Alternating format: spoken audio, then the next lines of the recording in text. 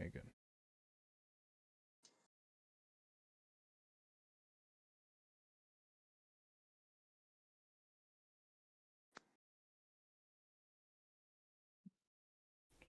All right, we are live with the pre-show memes. Hello, gamers. Hello, hello, hello. Let me hit Yellow. Post. I'll hit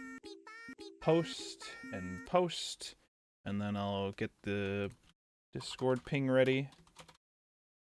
Higurashi. Oh wait, what? Where's the full title here? Atonement arc. It's time to atone. Oh, Chef, anything to atone for? Yeah. Any sins you like to admit? Yeah. Such as? Yeah. Yeah. Son of a bitch. Should have known. Yeah. Get pinged, Yeah? idiot. Get pinged. Whoa. Yeah, that's right. You just got Little aggressive. pinged. A little rude, TBH. It's okay. With the power of friendship, we can overcome anything, I think. And beat 15. That's a very important power. Gortari. Friendship, okay? Yeah, that would be Chef's sin. Aztec, I can no longer fail to do my job as a mod. The fact that I'm now realizing this probably means it was the right choice. You probably unmodded me like weeks ago, but I think it was before the Mahjong streams. Oh no. But you got a nice little VIP role. You got a little gem next to Yeah. you. Who will possibly be able to assist me in Gamer of the Bots? We had a lot of bots while I was streaming Mahjong, by the way. It was an insane amount of bots during Mahjong, of all things. I did not expect that for Mahjong. It was a lot. we thought better of you. Vastic isn't a mod anymore. Can I take the rush? Sure, Soul. You're a mod now. Congrats. I'll give you a stick instead of a sword. See if you can figure out what to do with it. What? What do you mean, what? What's the confusion here? Sorry, Saul had a sword to begin with, and then they now have a stick. You demoted them. I said I would give them a stick instead of a sword. Soul is not currently a mod. You understand this, right? Okay. Okay. Yet. Just want to make this clear. Got it right for the eyes. There you go. There you go. Maybe I should give you a sword. Then you can start stabbing people in the eyes with a sword. Hell yeah. Just as Ryukashi would have wanted. I don't think we should do things that Rikushi have wanted. Why not? What's wrong? Do you have a problem with like the joys of friendship overcoming the odds? Yes. Well, that's a you issue. This is true. Ryukashi this week taught me, okay, that my friends are my power, and to always ask my parents for advice about things first. These are the two Also things small Ryukashi taught me this week. Mm, And watch out for maggots, which may or may not be Yes. there. yes. He needs a close-knit group of friends that can help him bury a body. All right, Yeah. Chef. Where's the body? Break. Where's the body? Okay, we're waiting on ads to finish going through. Okay. I got 1 day of college to go, and now I'm break for like 5 months. Hell yeah. It's time for us to get back on Better Call Saul Mm-hmm. and Dragon It's time for me Ball. to actually do my primary research I was supposed to be doing like months ago. Oh.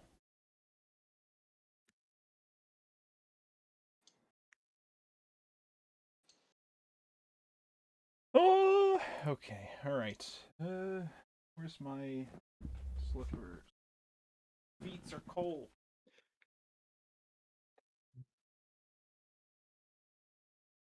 There we go. All right.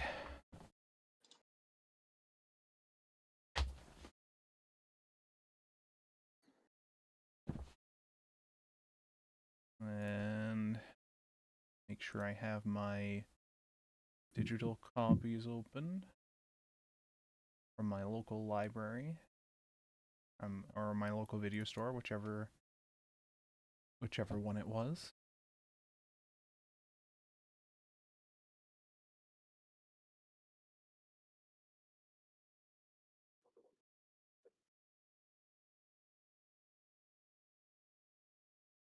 I got my Sora Kingdom Hearts cover open over here.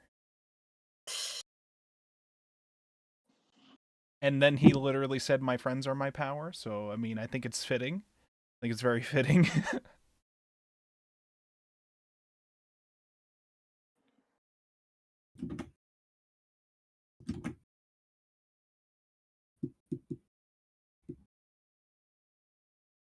All right, it looks like ads are done. Are we ready, gamers? Are we waiting on anybody? We're not waiting on anybody, right? don't Anne think so. said, Andy hasn't Anne's- caught up. Anne said they're not going to make it. Andy's not caught up. Where's Coda? I thought Coda was definitely reading. All right, I think we're ready to go then.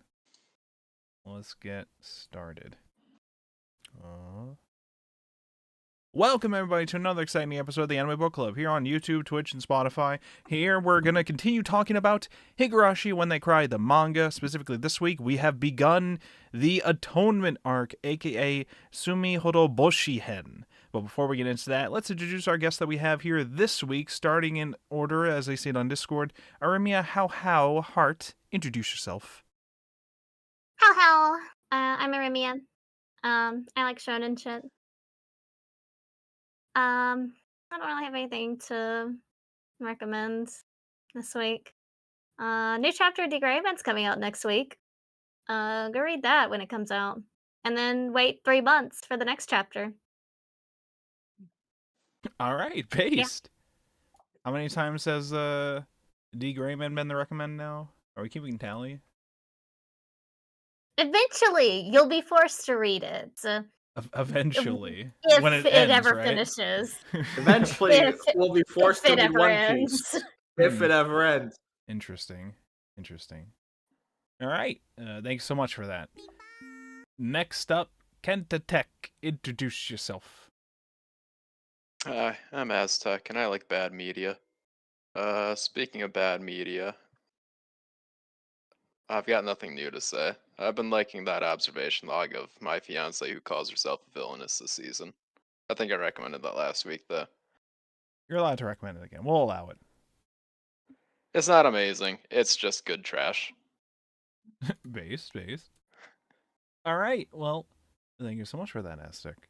Next up, Rika Chama Fan Club President. Introduce yourself. I'm Shino, resident cute girl enjoyer. Tragically missed the Shion chapters, but I'm back for Rena committing crimes and embracing friendship. No recommendation this week. All right, fair enough. Thank you so much for that. Next up, Shadowman V3.4. Introduce yourself. The thing I recommend for this week is don't trust your professors. They're lying, lazy pieces of shit. Wow. That's how you really feel. I just did. Why would they do that? Why would they lie? What they lie about specifically? Okay, I cannot explain on stream. Okay, cool. Amazing. Well, good luck with that. Lies. Watch out for professors. They might lie to you. Next up, Thrice Demoned Away. Introduce yourself. Hello, I am Mike, she, they. My recommendation for this week is Mages of the Library because I like fantasy and magic libraries, and I end up writing about them myself a lot, so it's fun to read about them too. Hell yeah. Anything else? Nah, that's it. Sweet. Thank you so much for that. Next up, me, Wolfborg, aka Chaplin, aka the best Anime Book Club host who still cannot think of the right nickname for himself here. I don't know. None of them have resonated with me yet, you know? And we're almost done with the series. Well, I can't say almost done. We're like halfway with the series. But still, I have to come up with something eventually. But I'll figure it out. Anyways, recommendations. I was trying to think what I would recommend, and I didn't actually think of it ahead of time. You know what? I guess I saw the movie Lee Cronin's The Mummy this week, not The Mummy. Lee Cronin's The Mummy.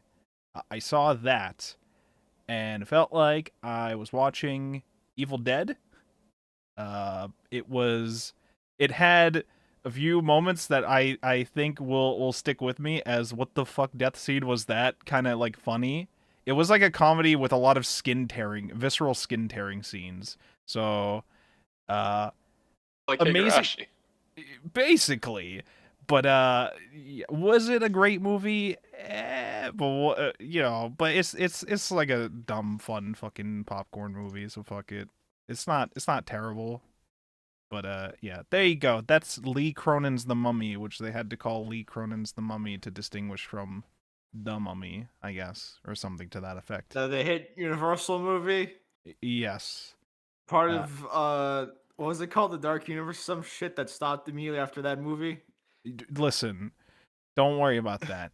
Anyways, that's me. And that's all we have here for this week for the guests.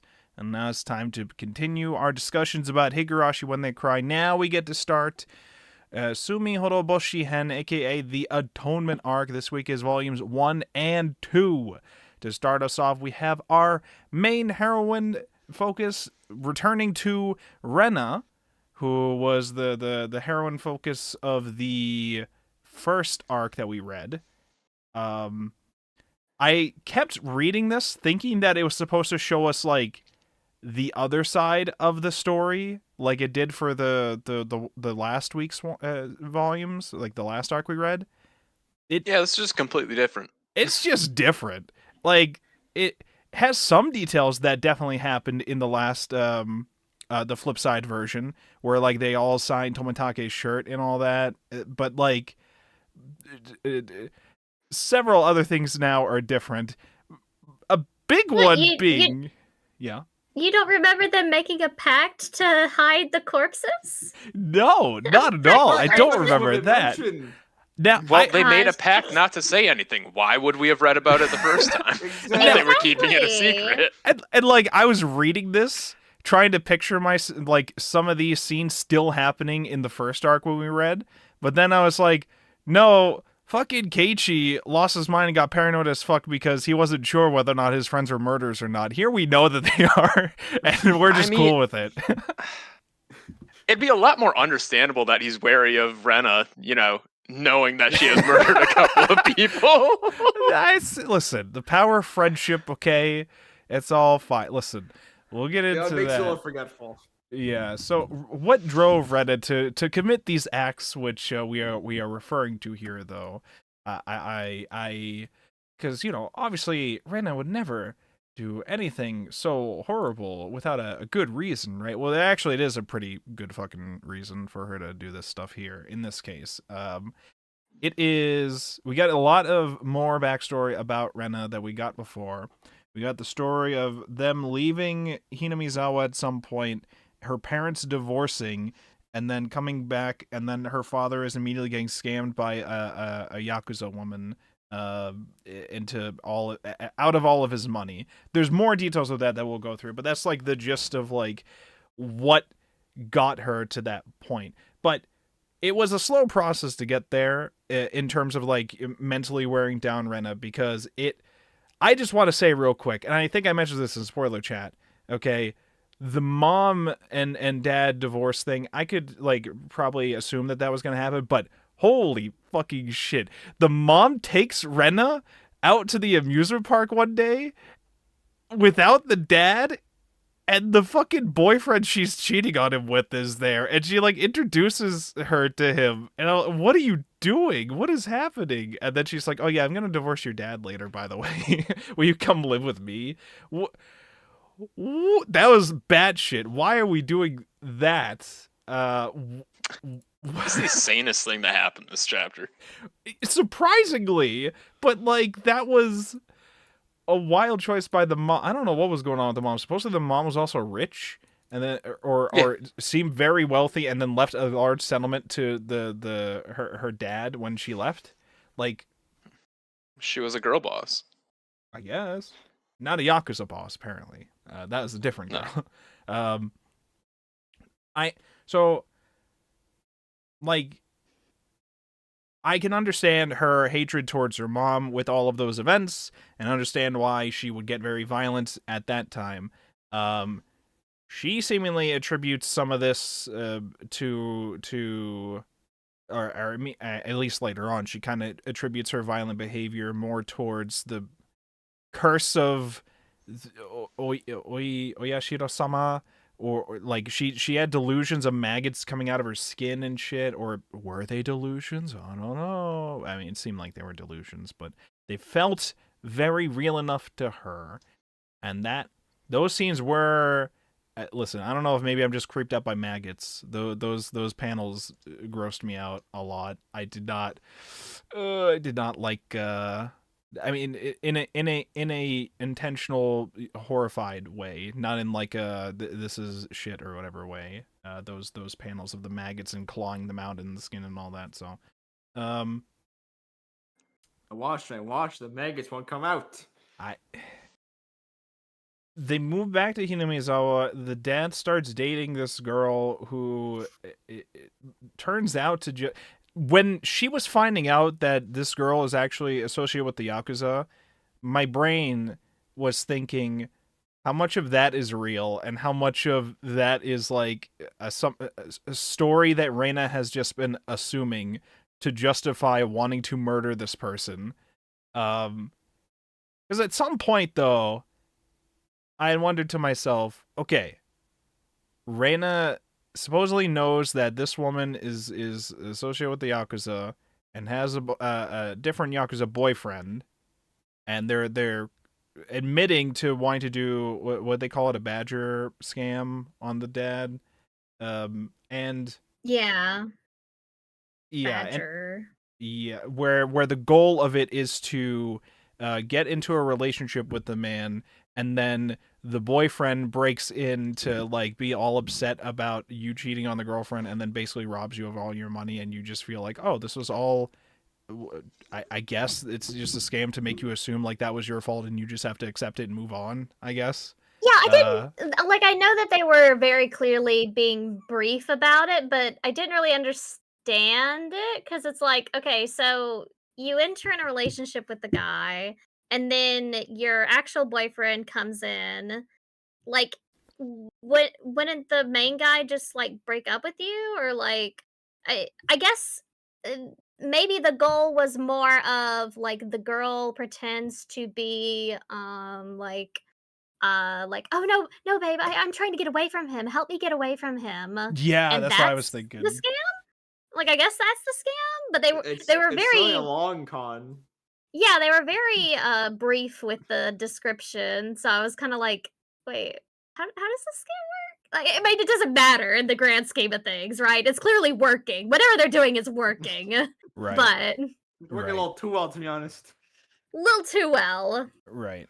And like Shino just linked a very old Badger let's see. Game. That's what it's called. Badger Game, an extortion scheme or confidence trick. So yeah, okay.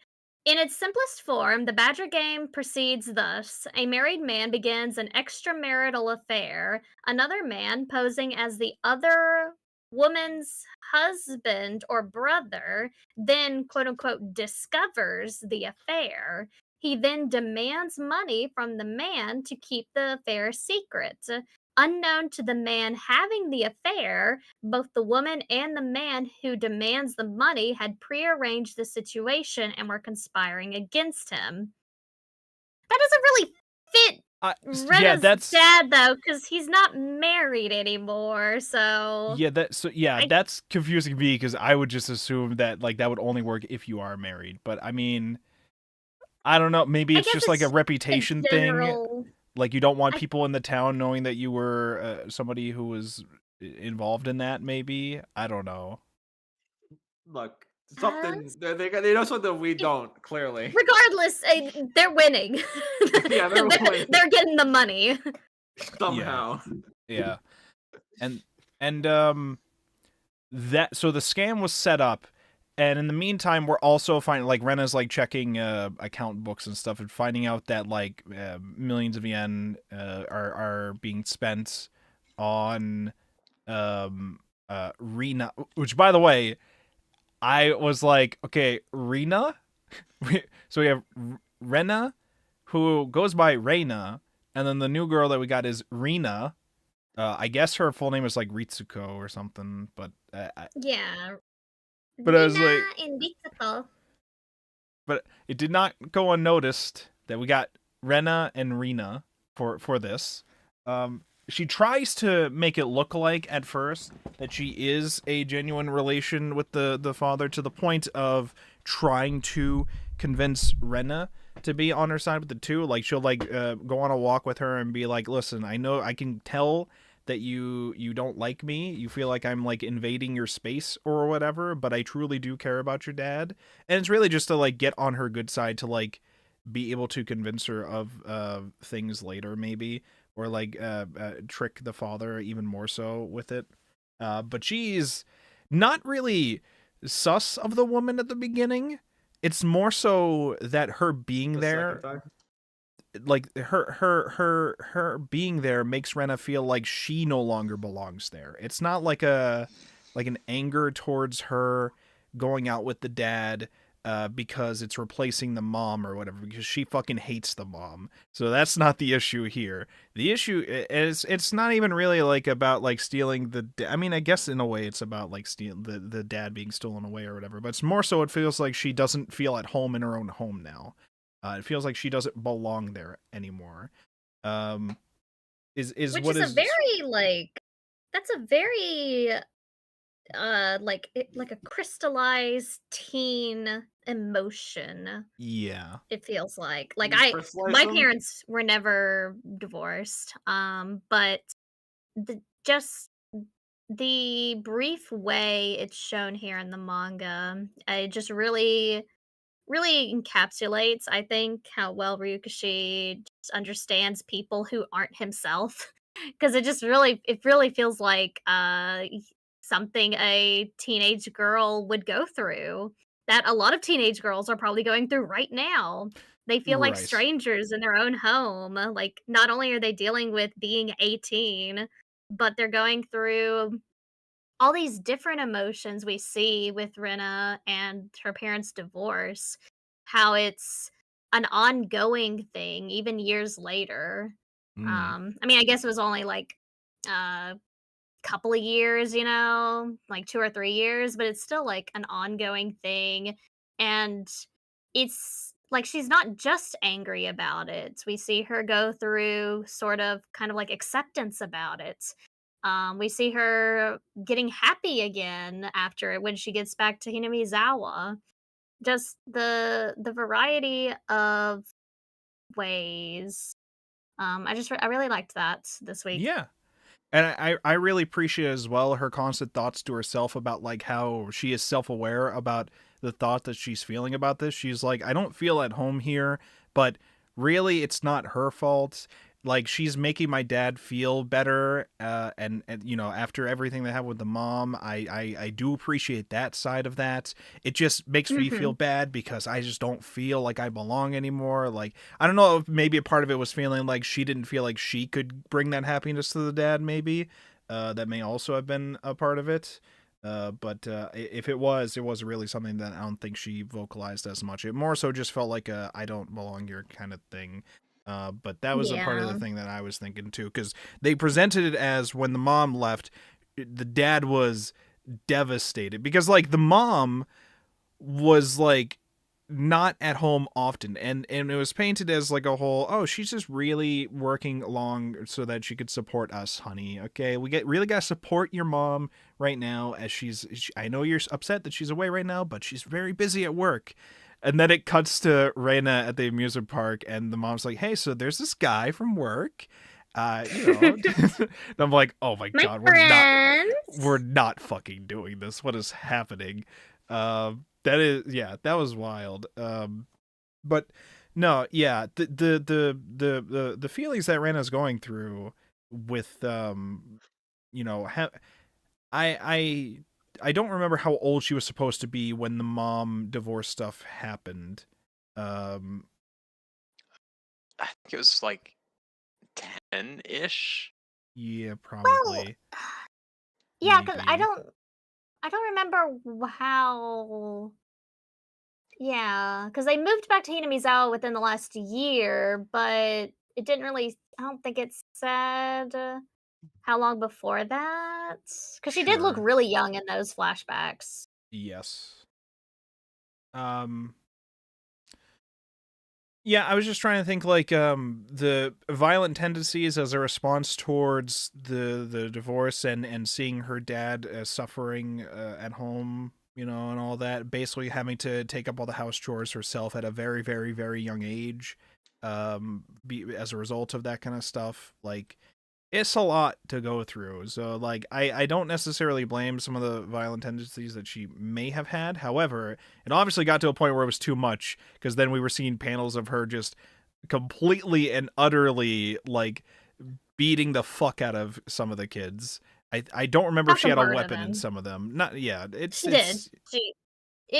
I think it was like a bat, I think. Looked like it. Bat or Bat or Yeah. a pipe or something. yeah. And It it's Something blunt not object. good to be swinging. You're right.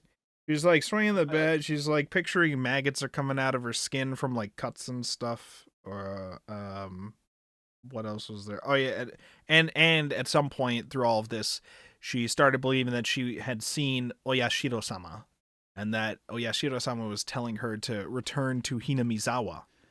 And this is where we get more back in towards the Oyashiro-sama curse, and how like people who leave the area supposedly have the curse befall them and bad things happen, and she's attributing like the divorce of her parents and all that towards that, like a series of very, very bad luck and misfortune upon them for leaving Hinamizawa.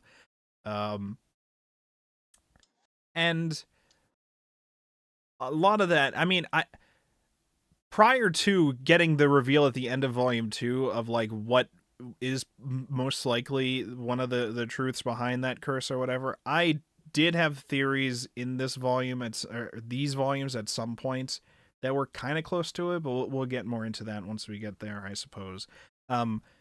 Rena having to deal with the Yakuza people or have known the Yakuza people, believes that her only solution has to be similar to what Satoshi had to do the year before that she knew about, which is has to kill these people, has to kill her problems, kill her enemies. I've been seeing several images now since we started reading Higurashi of memes of the sprites, and they're all smiling and happy, and then the texture says the world if you just killed your enemies, and happiness, that's the only solution, right? You just have to kill your enemies. This is what Ryukishi is telling us. Yeah, don't see. This is why we sold it for you, okay? Because you're friends with like us. Why would you ever want enemies? So she believes that she has to do this in order to solve her problems.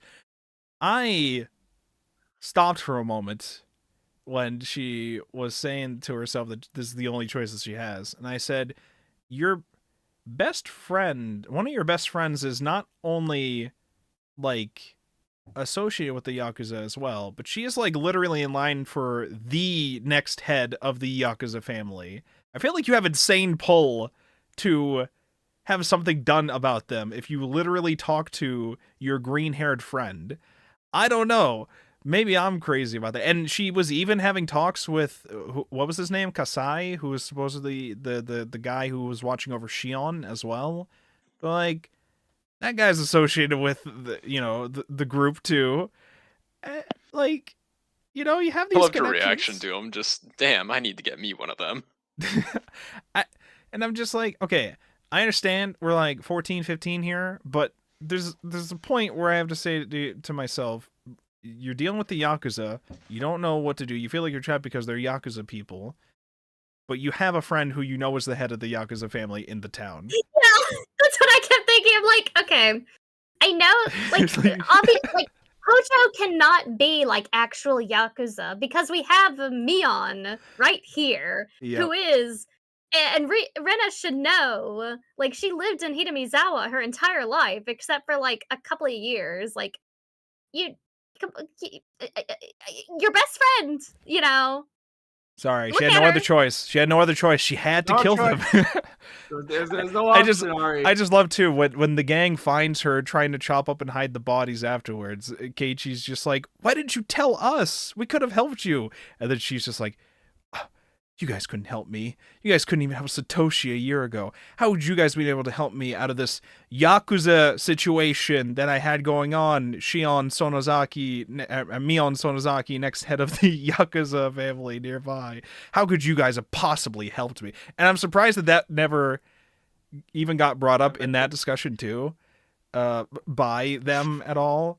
Like, again, I understand Mion's not the head yet, but she would probably have some pretty good pull there. I don't know. No, sorry, Grandma. She's at it again. She's up to no good. You know, like, but yeah. So that's whatever. It's fine. The point of this was Reina went to the brink and decided that the only choice was to kill her enemies in order to protect her father and achieve happiness in Hinamizawa eventually. So first she kills Rina, hides her in, I think, a refrigerator for a bit, or at least that's what it looked like. It was implied in a panel.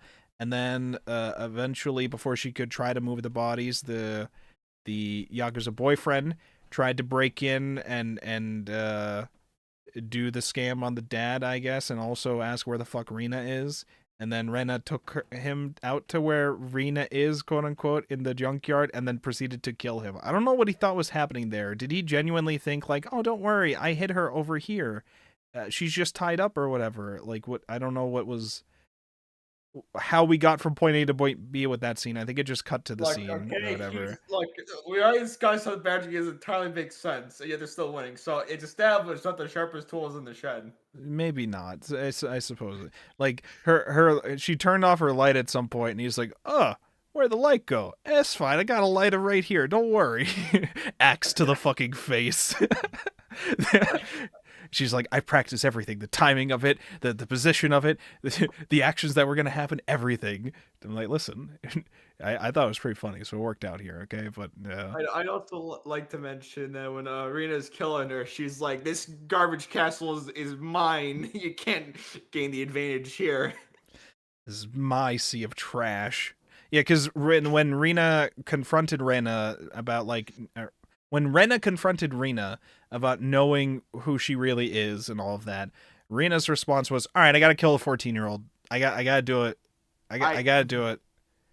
I gotta do her. Dad probably won't believe her, but I gotta kill her. It's just the only choice here." Somehow she still thought, I have to kill her to keep the scam going. I don't know how you continue the scam after killing the daughter, but again. I guess she was just gonna, like, say that she ran now he's away distraught, or and you can comfort him even more. Exactly. Yeah. Vulnerable now, even more. Oh, than your usual. sister, your daughter. She never thought of me as, like, a mom figure. She probably ran away, but well, she'll come back eventually. Don't worry. Just hold on hope. Yeah, don't worry. She'll be back. She'll be back. And don't look in the dumpster. Don't look there. Yeah, definitely don't look there. So, very, very strong start towards the background of Rena to get things going with this arc.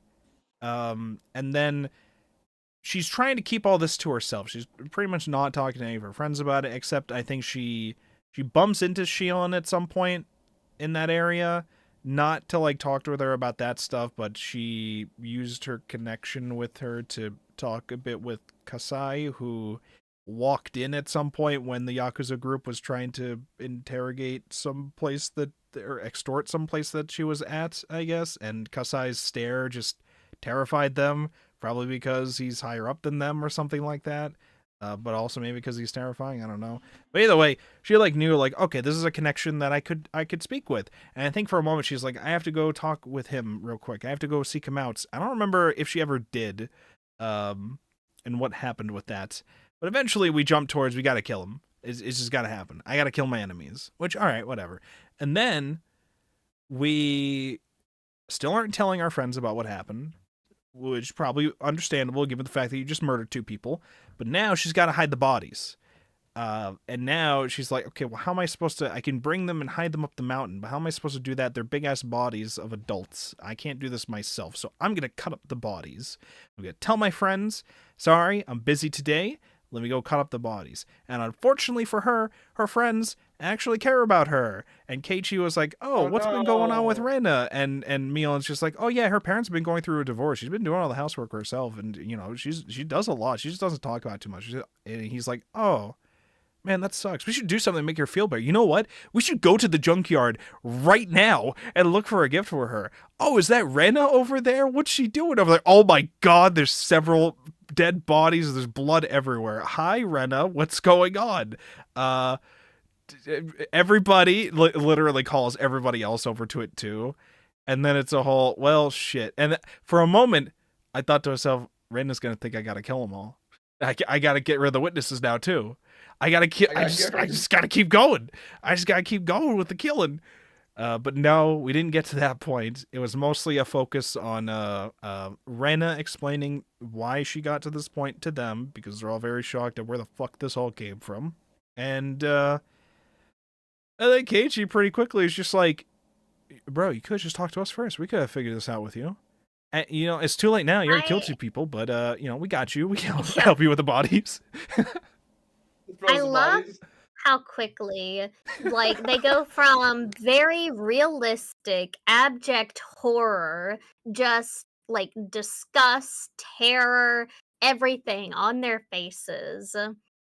Because I mean, what else? What else is your reaction when you see your best friend who is 15 chopping up bodies in a dumpster?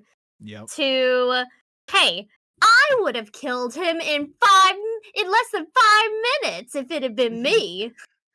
Like, he was very specific. No, he was more specific. He said, I would killed her in if it were me, you had told me, I would have been there in 1,500 seconds, which I did the math. That's like apparently 25 minutes. He's like, don't worry, it would take me about half an hour maybe to take care of this if I had the bat. All right, if I had the bat, you told me. Not more than half an hour. Yeah, don't worry, I got this. I want to be realistic about how long it would take me, though. I want to be realistic about it. I was laughing when I was like, why is bro listing exact seconds that it would take, and it's in like the quadruple digits here. You gotta do the scientific method, okay? We can't just go out saying random shit, okay? It's so specific. I have to be like, well, Ryukishi had something in mind with that number, and I don't know what that number, what that reason is, but why the fuck is that here? 5 minutes. It's the length of an anime episode. Oh, he's gotta ask his mom about how to commit a perfect crime first. True. Yes, you gotta ask your parents about it. That's what Ryukishi taught us. Okay, so you know, give him some time to go home, ask his mom, and then go do it. He could walk in to be vague about it, like he did in the first arc too. Be like, Mom, Dad, if something happens to me, that clock, bury me with that clock. That clock specifically, okay? That was what happened, right? I didn't hallucinate that. He walked in and said, Mom and Dad, if I die, bury me with that fucking clock in my room. It's very important to me. Again, like, Higurashi is so good about encapsulating the teen experience, because, like, nobody would do that except a teenager, you know? Only a teenager would do that. Don't worry, he's a genius, too. He's a genius. Like, experience, sorry, is something like laying on here? That's just a very, like, if anyone is going to do that, it's going to be a teenager. It's true. It's true. It's true. I know that you just recently got out of your teen phase, but, like, teenagers are crazy. This is true. This is true. Like, you have so many hormones going on. You're in such a flux state. Like, you are transitioning from being a child to an adult. It is a nuts time. And so teenagers are nuts. That's just how they are. They can't help it. I think I missed a crucial step in this. That means you're probably going through it right now. It's that okay, is true. Shadow. That is true. Yeah, you might be nuts a little bit. It's okay. We're all there. Only a little. Thrice, what were you gonna say? Yeah, what do you got for us, Thrice? Oh no, I was just gonna say that like only a teenager would like go in there, drop a bomb like that, and then refuse to elaborate when his parents like repeatedly are like, hey, what does that mean? Should we be worried? What does that mean? Nah, don't worry about that. Don't Exactly. worry about that. Don't worry about that. This is my favorite clock. I just really love it. I don't want anyone else to have it. There was Like shit, he's hogging the clock all for himself. I should have known. Well, there was one bit that I almost forgot about that was at the very beginning, because I was confused at first because the last one I focused on the story from Shion's perspective. At the beginning, it focused on this from Keiichi's perspective, of this arc specifically, not the previous related arc, the Abducted by Demons. Here it started with Keiichi's perspective for a slice of life bit in which they're doing water gun fights. That was a whole scene that happened. And I wanted to talk about that real quick because the conclusion of the water gun scene was I don't even think this was a conclusion. One of the last fights in the water gun scene was, I think, Keiichi versus Mion, and Mion's water gun is not the standard gun everybody else has. It is like a some machine gun water gun somehow. Of course, my favorite. And Keiichi's Look, like, it's they made okay. some pimp out water guns, all right? He's like, okay, I'm out of range, but I can't get close enough with mine to win. My ultimate plan, I will take out the stopper at the top of my water gun and just throw my gun. And the water will just happen to land out of the stopper and hit her. It will definitely hit her. Maybe I'm just delusional. Maybe I was using the wrong water guns. You try to do that, and all the water immediately is gone the moment it like spins once over the ground. It's like not getting to the target at the end. Maybe I was just doing it wrong. I don't know, but usually you got the cheapo American ones, getting that authentic Japanese water you know, gun. I mean, that is, maybe that could be a thing. I don't know. I don't know what Japanese water guns were like in the 80s. I don't know what the tech was like back then. I don't know. Yeah, I mean, but all of that was supposed to be like for the punishment game stuff, and Keiichi and Rena had for multiple times in a row been the victims of the punishment game, so they were trying everything they could to like win it this time. And I think it was these two at the end. I forget who actually won. Oh no, we didn't have it was a no contest towards the end because time ran out. So we didn't actually finish the water gun contest yet. Ever. I don't think we ever went back to finish the water gun contest. Don't worry, we got time. Don't worry. 20 years. It'll come back. You know, we're still going to school, even though we've murdered a couple people in the meantime. I loved as well in the murder scene, or everybody finding out that she's a murderer scene.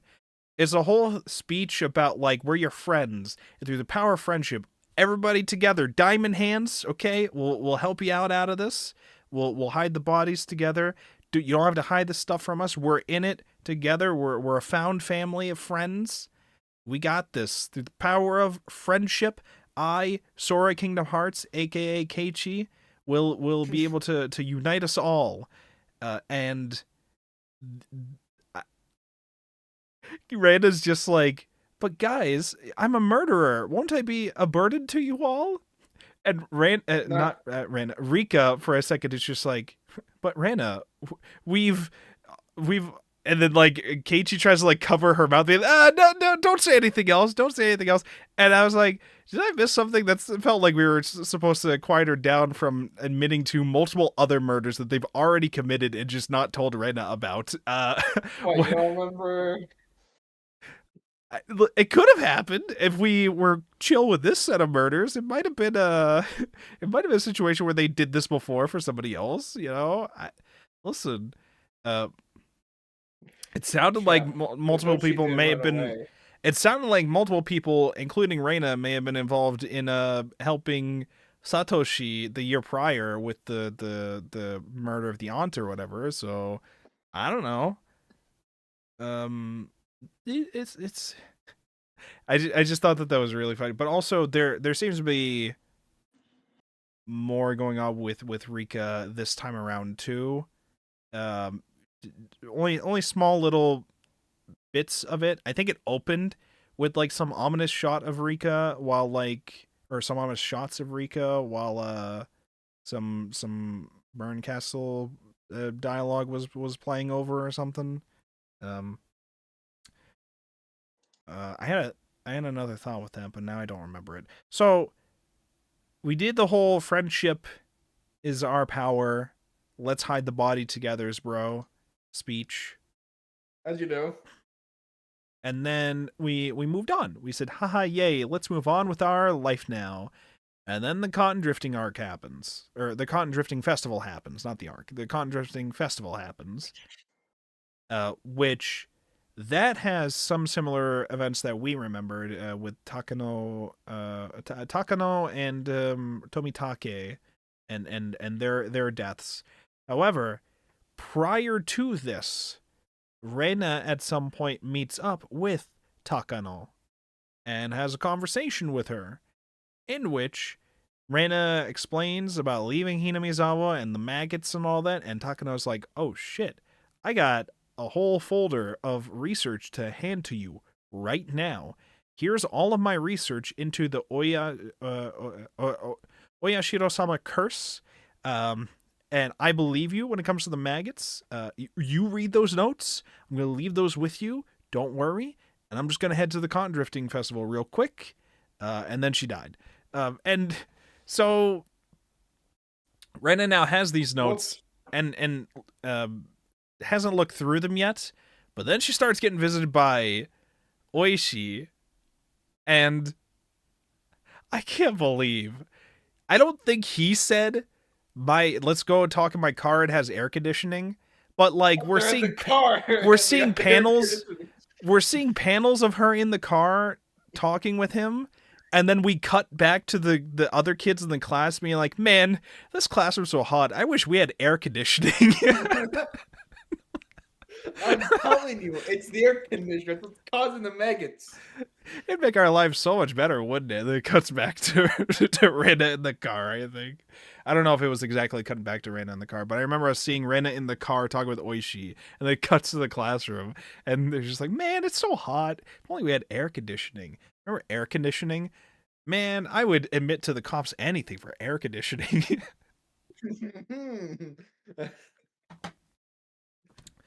Oishi's goal was just to say, hey, Rena, those people you guys hung out with and talked to, yeah, they're dead. Do you know anything about that?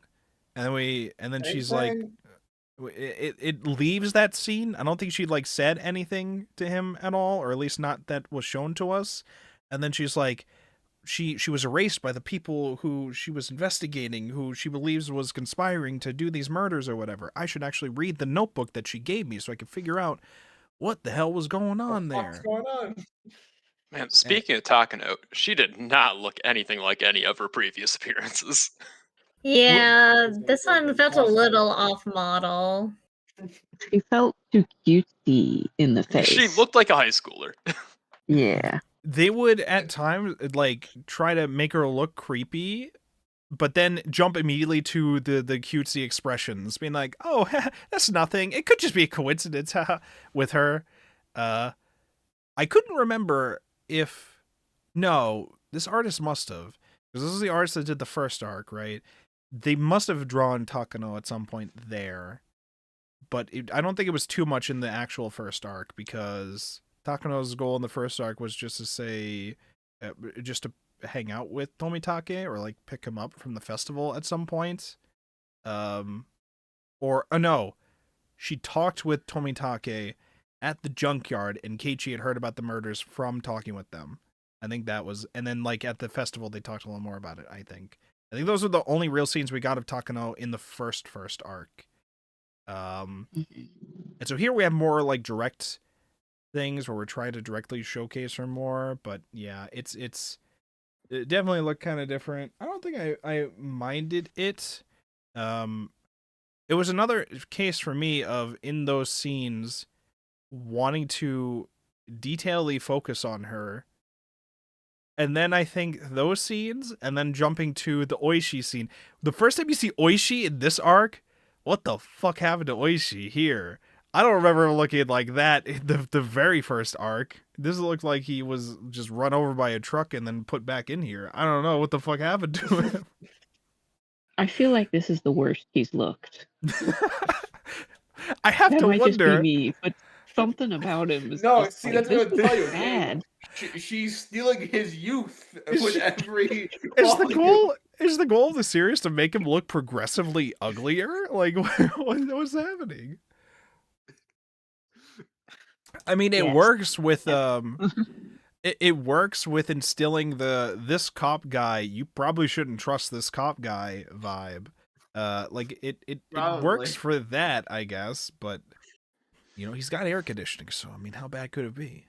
It's, Air conditioning. he's got air I conditioning in kill his for some car. air conditioning right now, if you know what I'm saying. I could murder 2 Yakuza people and confess to it for some air conditioning, you know? I mean, Lauren in the chat, hello. Higurashi is freaking awesome. Yeah, hell yeah. I'm still on arc 1 of the manga, but I don't mind the spoilers. All right, well, this arc is, we thought was going to be directly related to the first arc, but now it seems like some events are still completely different. And a part of that, I wonder whether or not still, if that is because they are like entirely different like loops or whatever that may be happening, or if this is like a more true accounting of what happened, whereas the first one may have just been someone's assumption of what have happened given evidence that was left behind or something to that nature. You know, a part of me keeps wondering that, and a part of me doesn't know if I'm thinking too much about that because I read Umineko beforehand. It's a constant cycle of me worrying if I'm overthinking things because I read Umineko first and it primed me to try to solve these things in different ways first. Using your brain, are we, chap? Yeah. But that part of me is just like, I don't know if Ryukishi was in that state of mind with mystery stories yet, so I don't even know if Ryukishi was getting to that level with this shit yet, I guess. So, yeah. Takano and the festival and Keiichi's my friends are my power stuff. We had, how did we feel about the returning artist here for the art that we had depicted here? It didn't feel the same from what I remembered from the first arc. It felt like there was a style shift of sorts. Yeah, I noticed that because this felt not as polished as the other one. Like some shots looked really good, but then you'd get to another shot where it's like, ooh, nobody or y'all on a deadline or Right. I mean some of the choices with the style I didn't mind in some of the scenes, but I remember thinking to myself, I don't remember Keiichi ever wearing this vest he's got going on the cover. binder. But oh yes, the binder he's got going on the cover. I didn't remember this being a thing that he wore. The faces of all the characters look a lot more moe, I think, than they did in the original arc. And I was thinking to myself, maybe that's just a choice because now the story's being told from Randa's perspective or something, but I don't know, because like it's a whole balance with Randa of I need to be able to commit these murders in order to achieve happiness. I just want to do something to finally make my life be happy again with all this bullshit I've had to go through and all this stuff I'm currently having to go through. And I didn't know if that was like a stylized choice to convey that kind of world that she wants to see or something. But I didn't really mind the style change when it came to Rena's art specifically, I don't think. But everybody else though, I wasn't. It's not the end of the world, but it felt less for me, I guess. But I mean, I guess the focus is Rena. Stereotypically anime. Yeah, that's what. Yeah, that's probably a better way to put it. It's like I look at Rika and I'm like, I guess that's a girl, a priestess girl. I look at Shion and I go, okay, well she's got the gun holster, so I guess that's Shion. I like. America. I'm sorry, I keep saying Shion. That's Mion. I keep getting the confused. Not from the. We're not gonna get into the twin confusions or whatever. I think before I had read Higurashi or seen the anime, I had just always assumed that Shion was the main character girl and not Mion. But just whatever. Shmion. Shmion, yeah. Well, depending on who you ask. Yes. Listen, that's the whole thing, but yeah.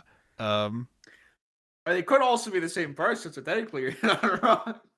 I was surprised we didn't jump to a year prior with this as well, because Reina was in town a year prior to this during the Satoshi stuff. I was surprised we didn't go immediately from before she returned to Hinamizawa to when she did return to Hinamizawa and met Satoshi, and then maybe we would have seen more of her interactions with Satoshi, maybe, because she felt really fucked up about it here. So I was surprised that we didn't see that, but I guess it's fine because the focus is more so on Reina's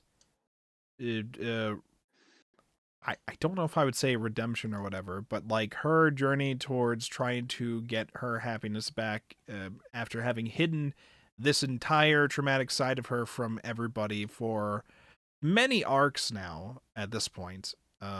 Like, because up until now we've only been presented of sometimes she looks a little creepy to us, and we don't know why she looks a little creepy to us. Here it's kind of shown at times as Keiichi's hanging out with Reina and she's acting all happy, but he can clearly tell that something's going wrong with her on the inside. Like she feels down or isn't as truly happy as she is. And he notices this and like says, hey, you can like talk to me about stuff. If you got anything to talk about, I'm here. I got you. And then she doesn't, but like she appreciates that he's like that, which is nice. But yeah, I didn't know if that was like a connection that I should draw where like he's noticing these things about how she is thinking, and like this is a more realistic version of experiencing that as opposed to the paranoia induced version in the past arcs that we may have seen where he's like saying something's off about Reina. She looks like she's got lizard eyes or some shit going on right now. I don't know what's going on with inside of her right now. Why won't she tell me what's going on with her? I didn't know if it was supposed to be like a contrast in that or something, but yeah. Here, the big reveal at the end. I don't know if we wanted to jump into it or not, but it was a big thing. The truth of Oyashiro-sama's curse, or at least a part of it, specifically the bit where people leave the village and are cursed. I had wondered when I was reminded of the fact that once she left, she felt like she was seeing magazines and all that. I had wondered if everybody in town was being drugged, and that once you left, like either through the water supply or food or something, or the air, and then once you left the town, what you were going through was like withdrawal symptoms of whatever this drug was doing. And so it would like cause people to have the delusions or become violent or think that they're hearing voices or something.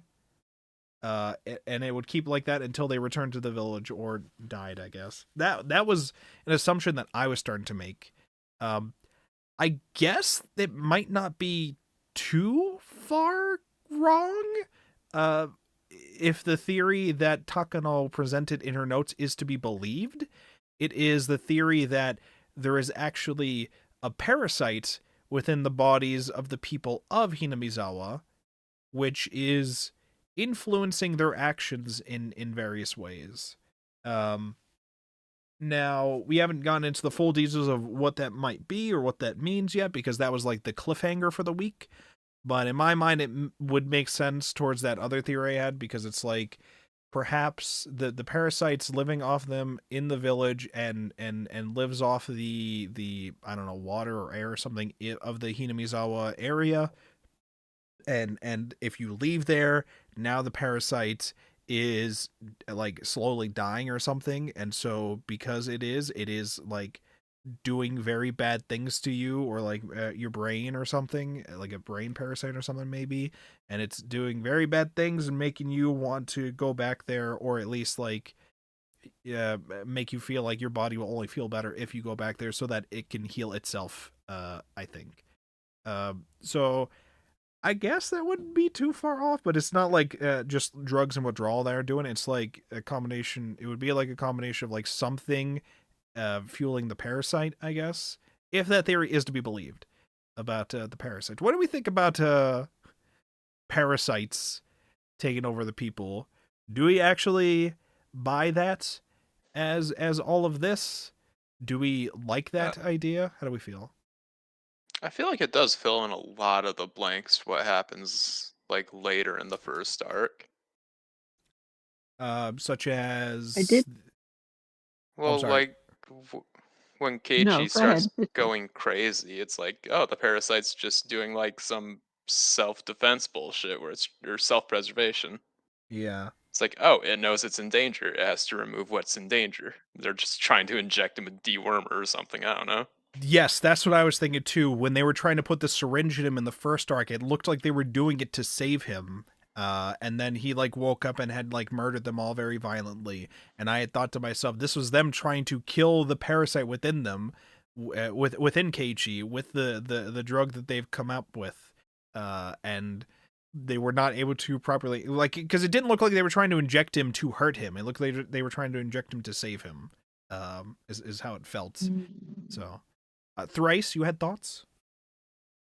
I liked it as a description for like the clawing your own throat out, because it's like, what kind of drug makes you do that? But it's like, oh, if it's like the weird itching, that could be interesting. Right. Yes. And then the thoughts in my head are like that stuff makes sense to me. But then when I think towards the curse of every year someone dies, everyone disappears, am I meant to assume that that's also just a coincidence that happens to happen, or are these parasites like smart and sentient of what they're trying to do or whatever? In my assumption, I can only assume it's like Yakuza yearly plan bullshit, or maybe not Yakuza directly, but like Oyashiro Sama believers. The system we established last arc mixed with people having parasites that also make them die, that might be just happening at around the same time with these things, maybe. I don't know. Maybe the parasites are like a hive mind. Yeah, that's an interesting idea. Because it would also back up the whole, like, the villagers are like always there to, like, that one creepy scene in one of the arcs, I think the cotton drifting arc, where they're all like backing them up and they all seem like really creepy together, backing up Shion in that one scene against the biker dudes. And it could be something more than just these are villagers helping each other out. It could just be like fucking hive mind mode or whatever. I haven't seen the show. Was it called Pluribus? But I heard that that's pretty interesting with that stuff. The hive mind stuff. Granted, this all does just presuppose that Takano wasn't nuttier in a Snickers bar, but Listen, Takano. You can't. God forbid a woman have hobbies. Listen, she was a nurse, so Like looking into Parasite. She was a nurse, so maybe she would know more about that kind of stuff. But I don't know how you go and confirm that if you're a nurse, if you're not like doing something to an existing like body to like confirm it. And because she was picking up Tomitake, I had just assumed, I'm like, okay, so Takano picked up Tomitake to kill him and dissect him and see if she could find the parasite, to see if she could come up with a cure. But then we find her supposedly burned up in the mountain, which could be explained by, that's obviously not her burned in the mountain. It's somebody else burned in the mountain, and she just left like something else behind, like teeth or whatever, to make it look like dental records were hers or something, or messed with the dental records in general to make it look like it was hers. While she's secretly helping, I guess, Irie come up with the cure to get rid of the parasites from people. The maggots. I guess. Is Takano the hero I don't know, maybe. Or maybe she's also even worse and killed Tomitake in order to. She's also stealing the youth right out of Oyoshi. That's why she looks like a high schooler now. That is true too. That is true. I mean, we do know that she killed him in at least one thing. it is very heavily we were heavily. there. We were there, you know. We didn't see her that night. So, nobody saw her that night. Actually, nobody saw her. Also, They especially didn't youth. see. Keiichi did not get a ride from her home. Okay, Keiichi did not see Tomitake's bike in the back of her car. None of these things happened. Don't None of worry. Just like Keiichi definitely wasn't out in the middle of the rain trying to dig for no reason. Definitely didn't happen. Definitely didn't. Yeah, the parasite stuff, pretty interesting development with all of this. As I'm reading this, I'm also trying to incorporate the things that we learned from Previous arcs? the exact one before this one. The fuck was it called? Eye-opening arc. Where like we're getting the answers from that side of things. I'm trying to compare it to see if it still lines up with the answers for this side of things, and I don't really. I maybe I have to wait a bit to really see, because like I mean most of that was about Shion's side of the story, and Shion's just not there during many of these events. So, yeah, I guess it's a thing to consider, but what else do we have? We did Oishi stuff. Oishi didn't really do too much here yet. We do still have another week, 1 week of reading for this arc, I think. Yes, one more week of reading for this arc. So we're like halfway through this arc. Where do we go from here in this arc? We now know about the parasites as a possibility. So now Reina's going to be assuming the parasites. We're probably still going to eventually get to the scene where Mion and Reina are trying to inject Keiichi with something that would supposedly cure the parasite. But it's probably going to get to a point where like the parasite is controlling Keiichi or like making him go crazy, and so they have to convince him or whatever. But Well, Rena's life could go back to normal if she just got rid of all of her problems, and Oishi seems to be a problem. So we're going to kill the cops now? Wait, no, he lived I mean, why not? He was alive after at the Abducted by Demons arc, right? I thought, or maybe I was misremembering it with a different arc where we had that's Oishi years later. what Big Cop wants you to think. Oh, okay. Big air conditioning. But he is Big Cop. Yeah, he is Big Cop. He's got air I'm conditioning. kind of surprised there hasn't been more killing of The Oishi air at this conditioner point. gets rid of the maggots, chap. You don't understand. I think the parasites are too grossed out by Oishi to want to kill him. And you know what? I can't blame them. Oh. Maybe his air conditioning is actually saving him from the conditions that the parasites thrive in. Maybe that's They what's need more. saving him. I do say it's really hot in Hinamizawa, so That's His what car's it is. air filter is it's saving him from the gas leak. I was gonna say, this is the other thing I wanted to bring up. We gotta talk about Technology. not the elephant in the room, but the gas leak in the village, okay, which it's been a while since we brought it up, but supposedly that's like a big natural fucking event that should still happen at some point here. And now that we have parasites involved with this, part of me is just like, okay, so there's a lot of events where everybody's fucking dying and stuff at the end because right before the gas leak, the gas leak's slightly hitting the parasites, and so they're freaking the fuck out and maybe making people go crazy. Is that what's going on? Yeah. Gas leak though. What's this? We got gas leaks. Where's the gas leak? It's been a while since we talked about it. When was the last time we talked about the gas leak? Was that the curse killing arc, or was that? Yeah, that was the curse killing arc, right? That was a while ago. 3. You know, a while ago. That's like a big one where I'd imagine would not be different on any of these things. That it would like still be there eventually, because it's a pretty big fucking thing to occur. No, dude, that's because Considering the whole town dies. Yes. Hit the pipe. Okay, when he's digging. And whoops, gas leak. I guess. Whoops. Like like if this is one of those things where some of these stories depend on the evidence that you find, I feel like everybody dying at some point, whether it's from gas leak or something else, like that would be a big factor that we should definitely talk about at some point there. But it really, Especially since this one alluded to the arc where that happened, because it showed like Kaiichi having like memories from that life where he fell off the bridge and then woke up, and it Yes. was like the part. Yeah. Yes, yeah, So the specifically. I gotta bring it up. Yeah, specifically it was the visions of when he was murdering the aunt. He was remembering those, Yes. which is You mean the important uncle? to. Oh yes, the uncle. I forgot. Is Speaking of Satoshi who the killed the uncle- aunt and him who killed the uncle? Yes. Speaking of the It uncle, all leads back to the uncle. He died in both the arcs. Mhm, mhm. that His detail, corpse was the source of the gas. that detail of remembering him killing the uncle, what in the curse killing arc that happened during the cotton drifting festival, right? Yes.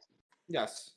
Because like the next Because day that's why everybody everybody would. was like, we totally hung out with you the whole Yeah, time. wow, you were so Yeah. drunk, Keiichi. Wow. Okay, yeah.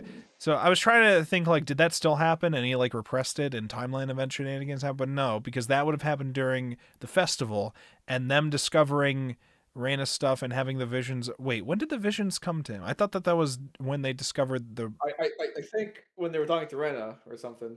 When they were Yeah, it's doing like, the huh, whole. this seems kinda video to familiar. Reyna. Yeah, Okay. okay. I've been here before. That stuff happened before the festival was even there yet. So the timeline doesn't line up for that. So I was thinking, like, why is he remembering this stuff? And now I'm thinking literal time loop shenanigans occurring with that. That plus Rika supposedly knowing the future, seemingly, in that other arc. Mhm. Allegedly. And mixed with the preview for the next volume, having Rika literally saying, "All right, goodbye, this Rena. Maybe you'll be different in the next Rena." Like, okay, well, all Maybe right. the So seventh time's the charm. Look, as the old Italian saying goes, the eighth time better fucking work. it could. Time loop, time loops have potentially entered the chat. Literal time loops. Where a character actually remembers these things. It's not like a Battler Umineko who the outsider meta version of Battler recognizes these things. Ryukishi has never done a time loop. I mean, Nah, he Can would you never imagine- do it again either. Can you imagine a visual novel with time loops? No. Can you imagine a visual novel in which has time loops and talks about Schrodinger's cat? Has that I mean, I happened in can't even Higurashi? imagine a visual novel. I can't even read, so that makes that's. Then Yeah. you Well- then you definitely read visual novels. Oh, based, and play Is Yu-Gi-Oh. this true? Exactly. Hold on a second. That doesn't sound right. What have I been Nothing. doing wrong? That's the parasite talking. Don't worry. Anyways, let's Getting the so Rika might be a time looping observer who might just be at a point where she's not doing shit about it just because shit's fucked no matter what she does. Maybe that's usually a common trope with time travel stuff. What do we? I was gonna say something related to that. Oh, the stuff in the last arc with Rika fighting Shion and trying to inject her with the thing, only for her to be injected with it herself, and then killing herself instead. I thinking on that now, with the understanding of we were trying to hope that or thinking that the drug that gets injected into Keiichi in the first arc is meant to cure the parasite that might be taking over, or get rid of the parasite that might be taking over the bodies. But here, in that arc, when Rena's injected with it, I'm sorry, I feel like I said Rena by accident, and I might have said Rena by accident earlier too. Rika. Rika fighting Shion. Okay, if I said Rena, I'm a fucking idiot, and you can mock me for it. Anyways, Rika Alright, hold on, let's go being click the post real quick. Rika being injected with the drug and then immediately wanting to kill herself makes me think, okay, is she going like full on time looper mode? All right, time to kill myself, reset the loop because I fucked up the needle this time. Maybe next time I'll get it right. But then the arc didn't like end with that. It like continued on, which would imply that these worlds are like parallel, if that is what is happening. And then it's a whole question of like what like how significant are you changes are in that kind of case or whatever. That's a whole time travel narrative thing if that is what's happening. But my understanding was that the drug might have also done something very bad to somebody who was not infected with the parasite, perhaps. If she was injected with this, or maybe she was doing it, she killed herself before whatever was injected into her could kill something inside of her, like another parasite that might be giving her the parasite. I was just thinking of there's a movie, I think it was Edge of Tomorrow, where which is based on a light novel, but it got a movie starring Tom Cruise, where a guy is on the battlefield and they're fighting against aliens, and in the battlefield he dies, but before he dies he gets hit by or has some guts fly onto him from an alien, which this specific alien then curses him with the ability to loop through the day again, the day of the battle again. And so he has to try to figure out the way to progress the battle and like how he got these abilities or whatever, and retain those abilities long enough to be able to save the day or whatever. And I had thought to myself, okay, is this a thing where like if Rika is injected with this thing, she loses her time looping powers and she doesn't want that anymore? Or these are just different random thoughts that I had in my head when thinking about all this stuff in context. So yeah.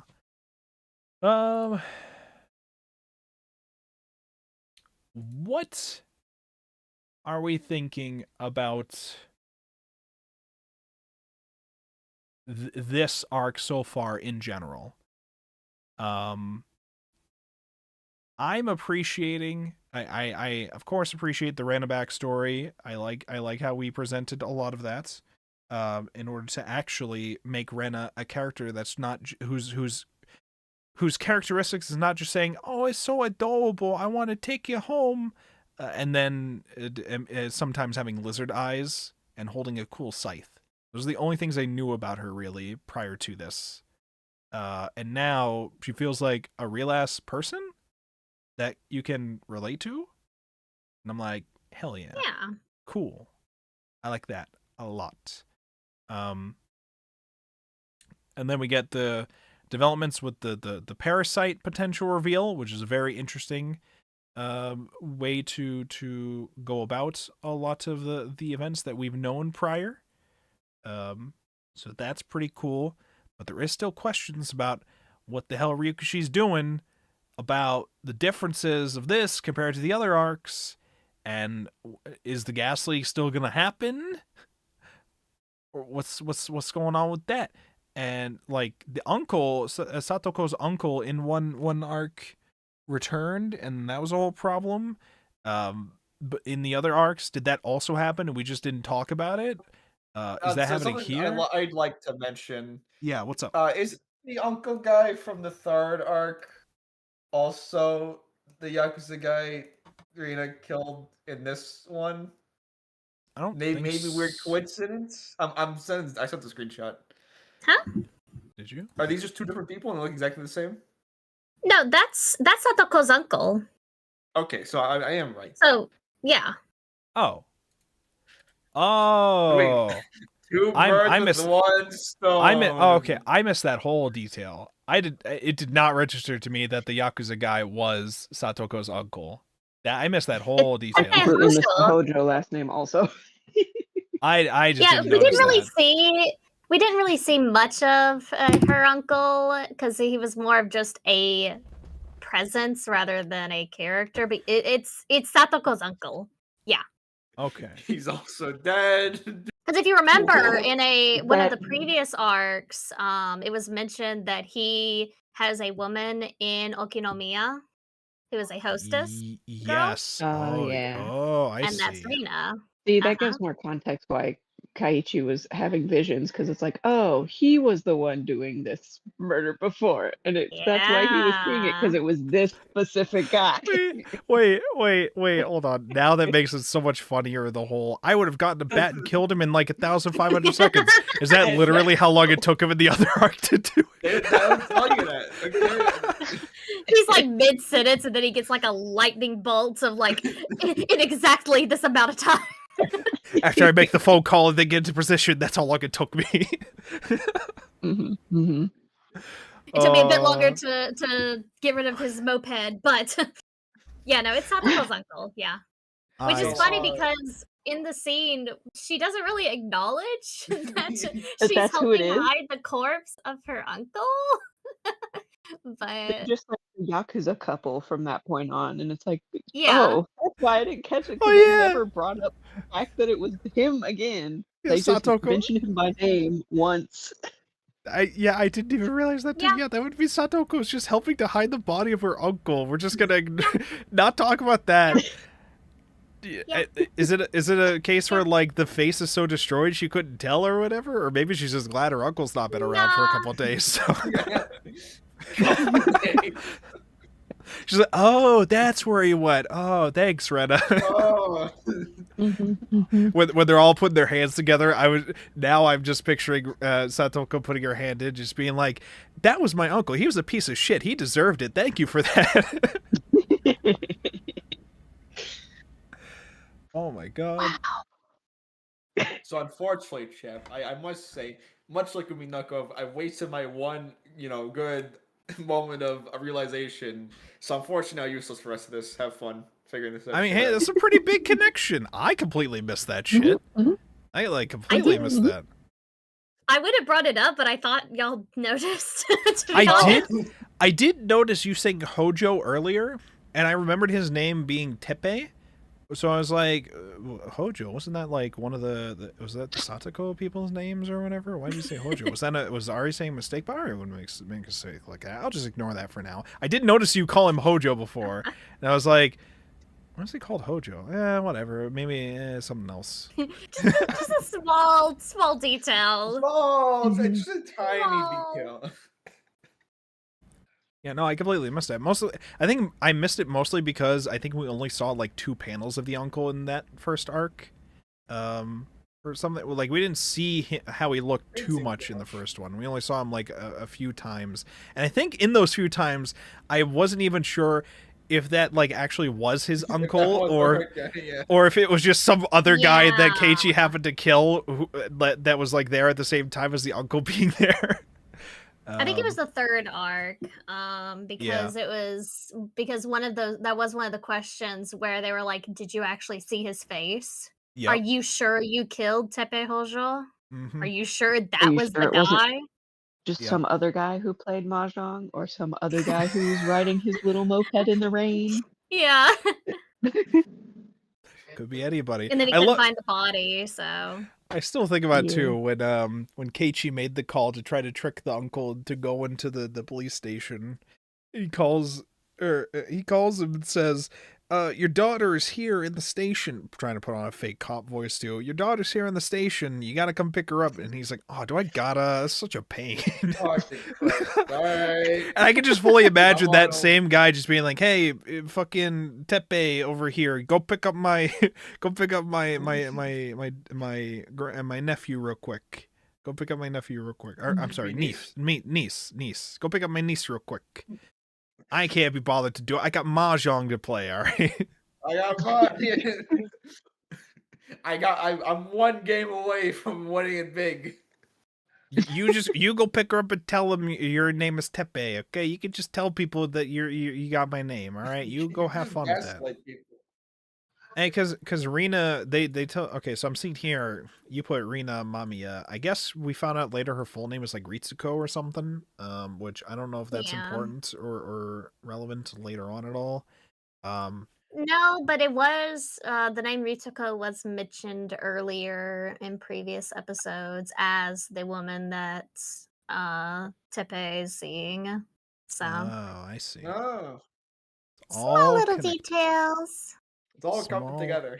little details. Mhm. What other details are we missing or should be talked about?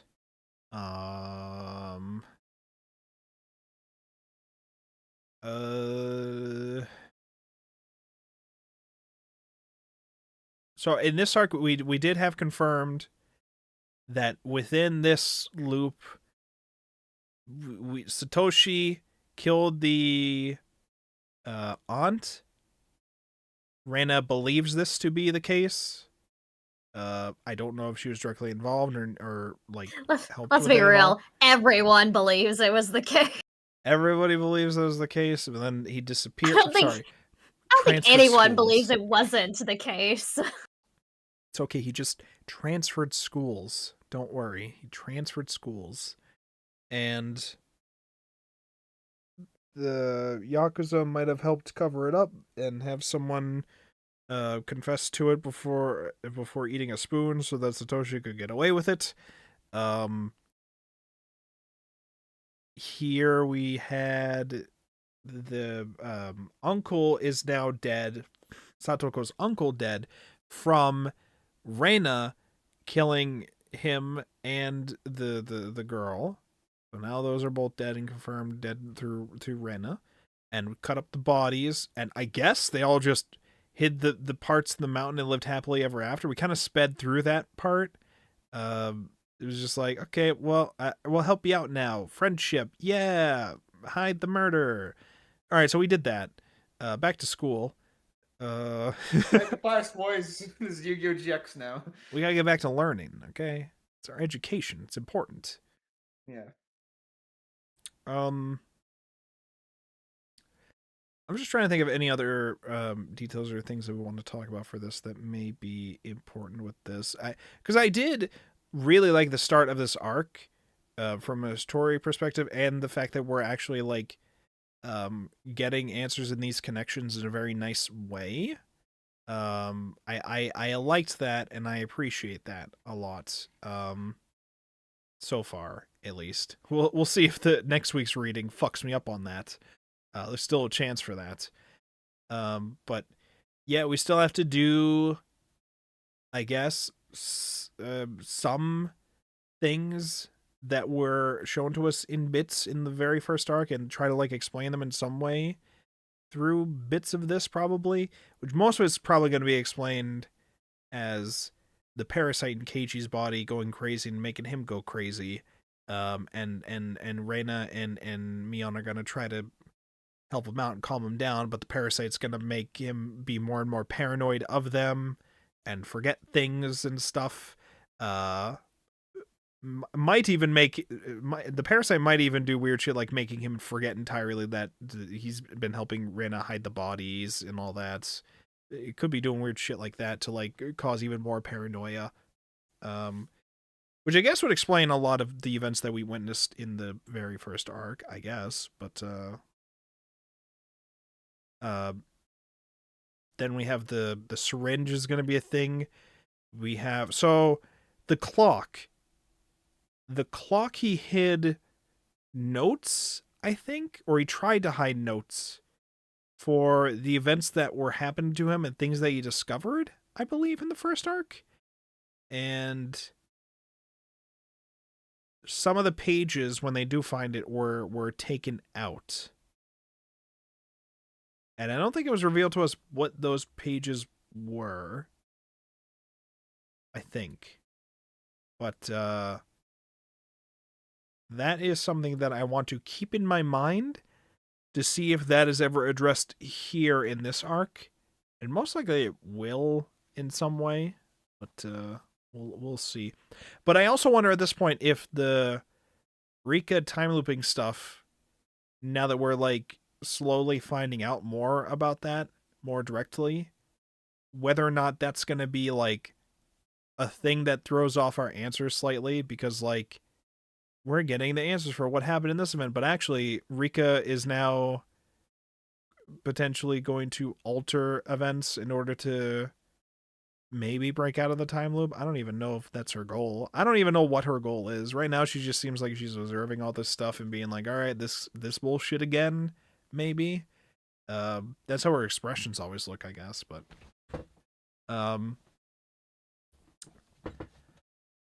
okay. Yeah. How do we feel about the Atonement arc so far? We're halfway through the Atonement arc. Thoughts?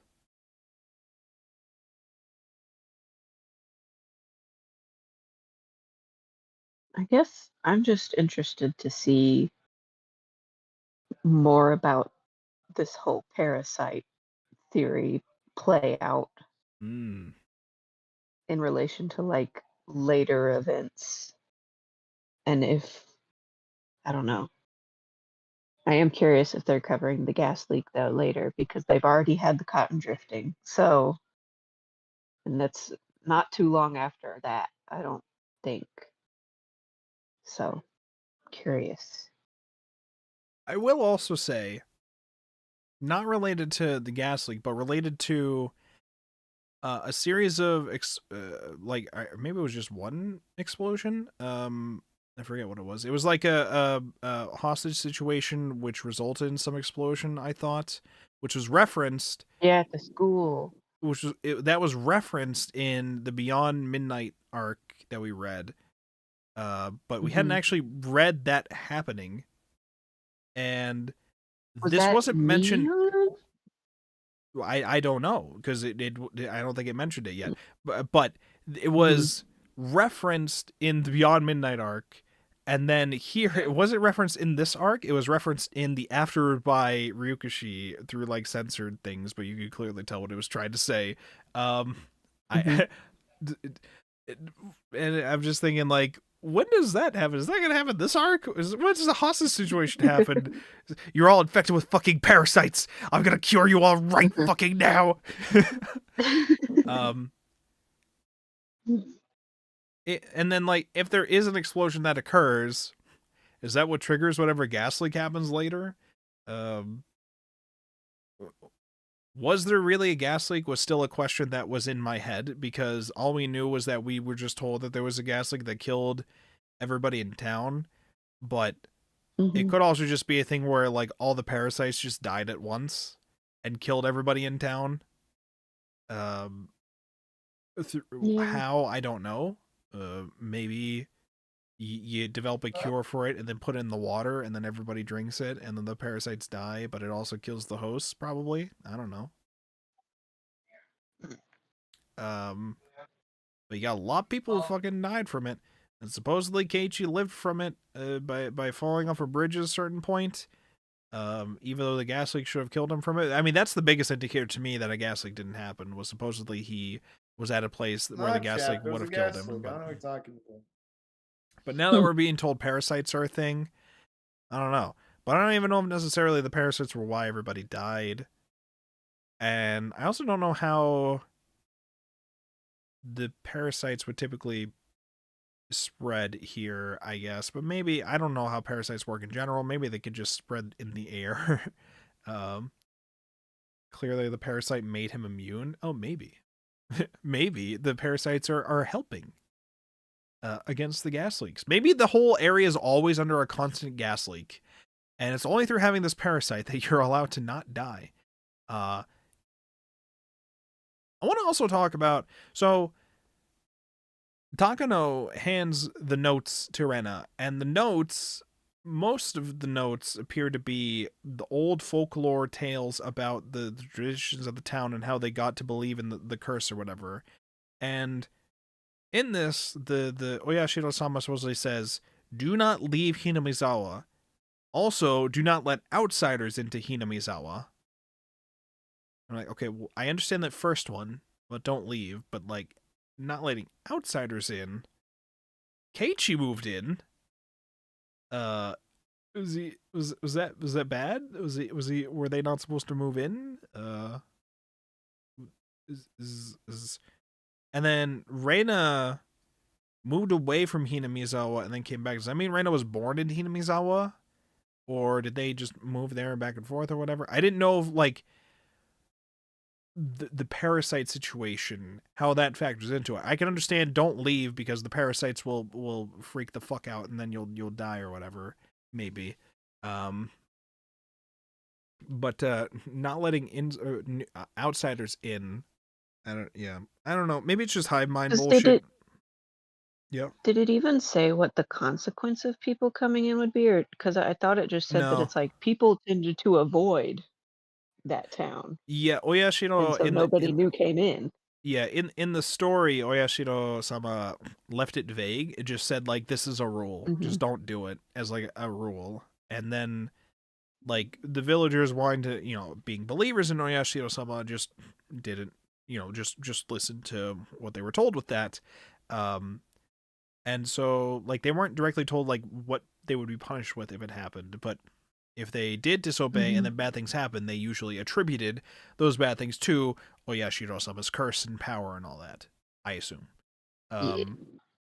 But there's probably some truth to not leaving Hinamizawa in that the parasites, if a parasite gets in your body and it starts dying, that might be a factor in that. I don't know. Could also just be that Takano is crazy and thinks everybody has a parasite and is immediately trying to inject drugs into people to try to cure them of this parasite that nobody fucking has, and it kills everybody in town. That's also a possibility, by the way. It's also very much a possibility. Anything's possible in Hinamizawa. Everybody gets a parasite. Maybe that should be my name. Maybe my name now should be Parasite Borg. Maybe. No, I don't know. That feels too. It feels weird. I don't know. We'll see. We'll workshop it.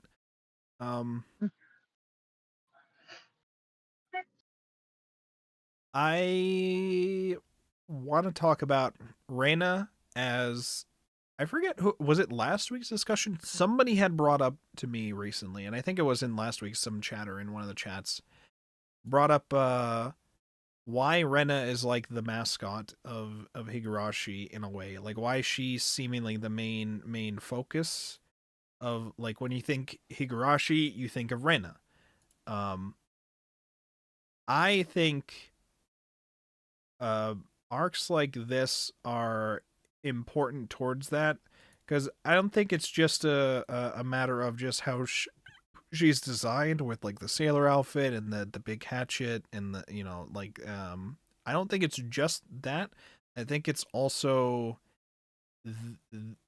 the initial abducted by demons arc and this arc feeling probably the most like the vibe that Ryokushi might have wanted you to feel when it came to this kind of story, because you have a nice balance of the slice of life moments that they'll have together mixed with the real and then fucked up and twisted delusional moments that can happen as well.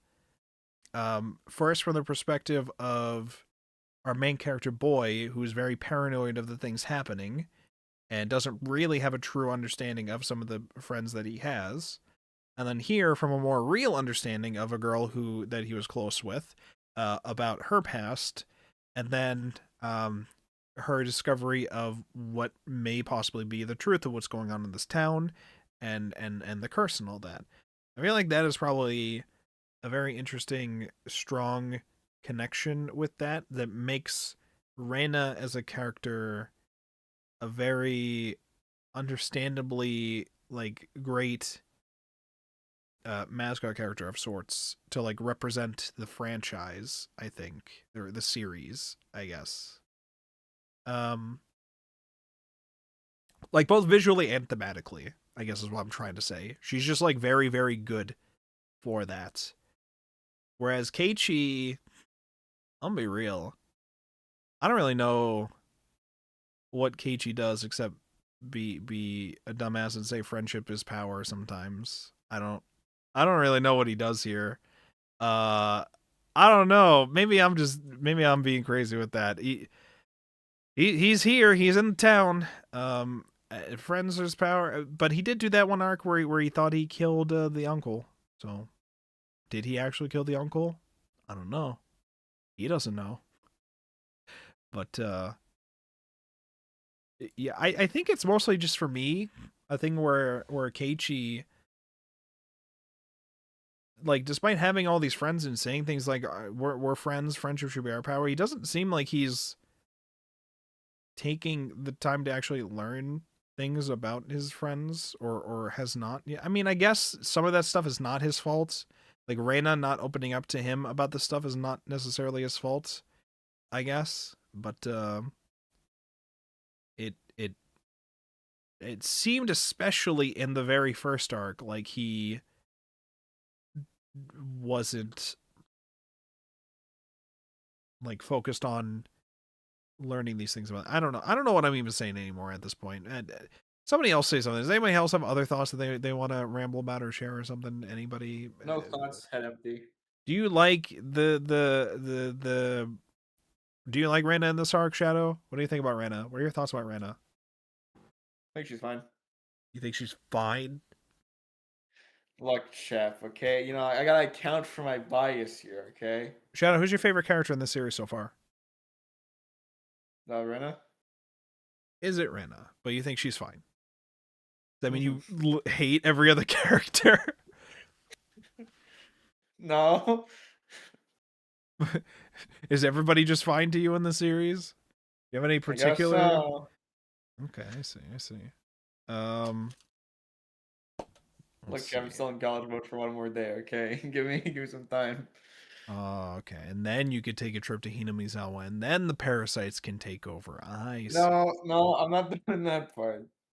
What's wrong? It's just a little parasite.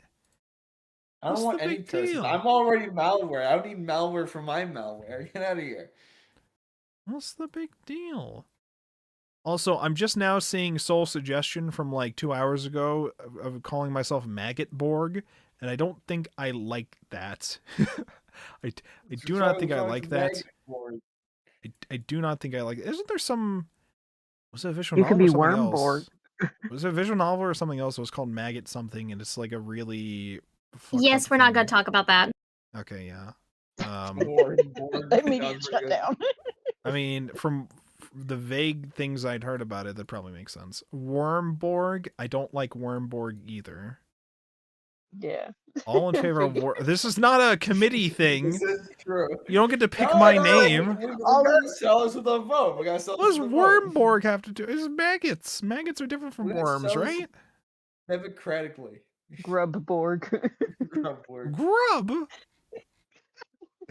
What the fuck? Look, Chip, okay? We synonyms. We're looking for synonyms. Yet, okay? Oh, it's fine. Look, everything else is too long of a word to be in front of Borg. Listen, the important question here is, if I were to kill 2 Yakuza people that were trying to scam my family, would the book club be there to back me up? Would they be there for me in my time of need? I mean, we can put body parts in bags and bury it in the woods. All right, sweet. Oh, I like Saul's answer. Half of the book club would beat you to the chase. Oh, I see. To be fair, I probably would kill them before you'd kill them. They'd kill the Yakuza in 1,500 seconds as long as they have a bat first. All right. I'm on it, boss.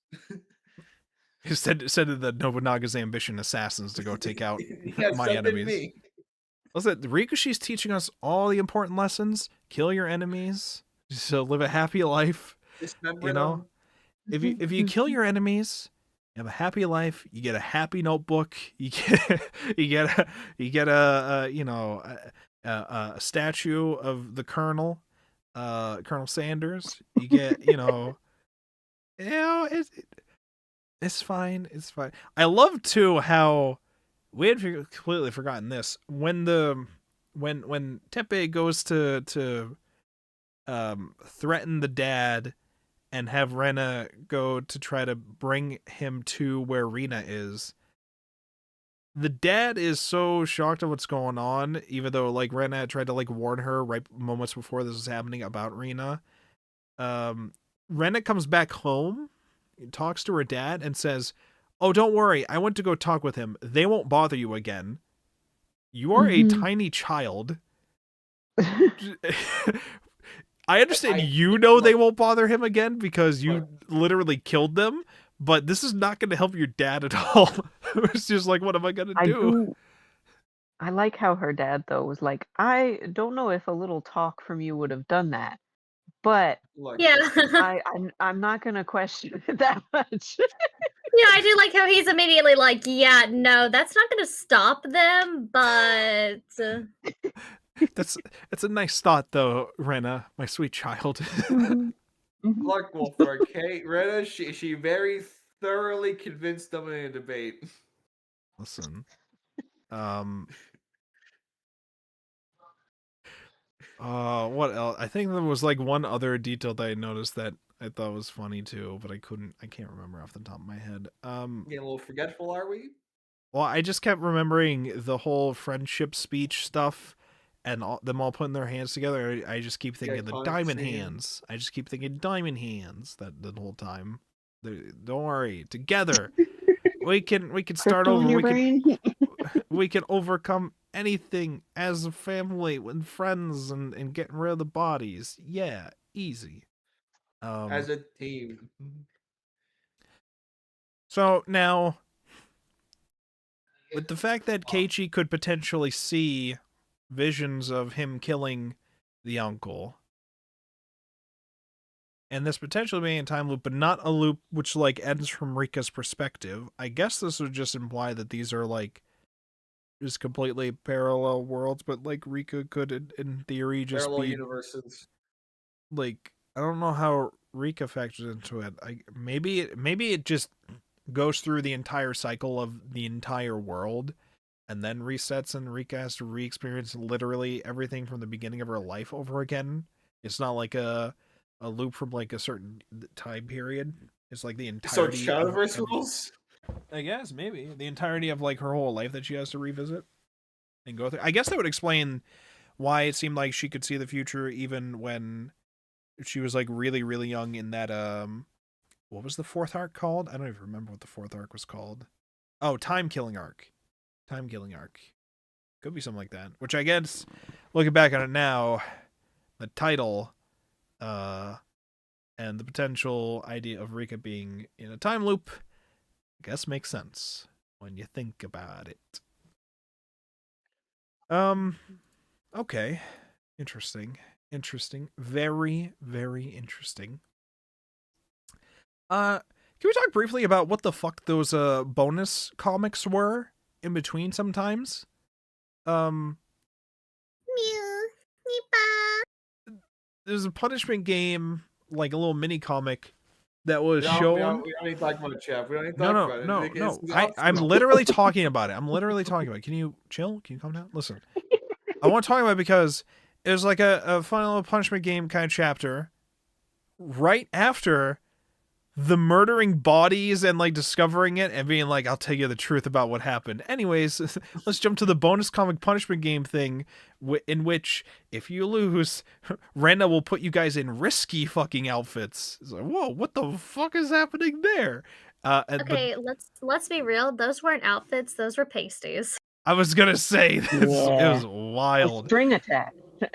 But it's okay because Rika prayed to Oyashiro-sama as the eighth priestess of the Furude family to save her, and she ended up wearing like her school swimsuit and the traditional like elementary school red backpack with like the fucking recorder sticking out of it and a bell. The recorder is a very important part. The recorder sticking out. Well, specifically, so awkward. Specifically, she says that you stupid deity, that you just swapped it out for my punishment outfit that I brought.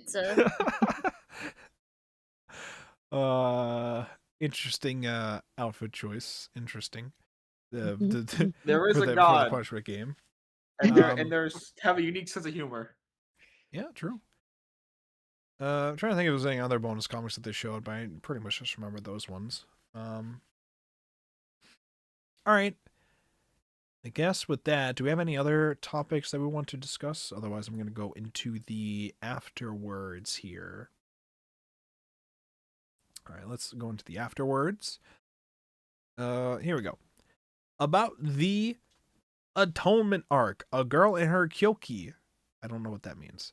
In the world of the Atonement arc, one of our heroines, Rena Ryugu, is portrayed